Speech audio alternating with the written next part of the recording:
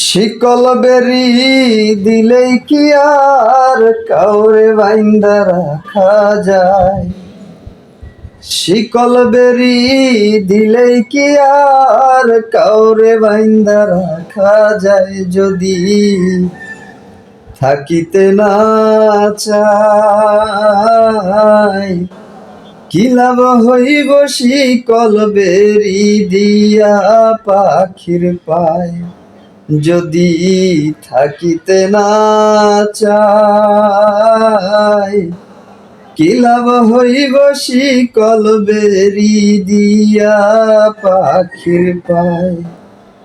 মন ভোলা পাখিটা এখন উড়িয়া বেড়ায়, কি লাভ হইল শিকল বেরি দিয়া পাখির পায়?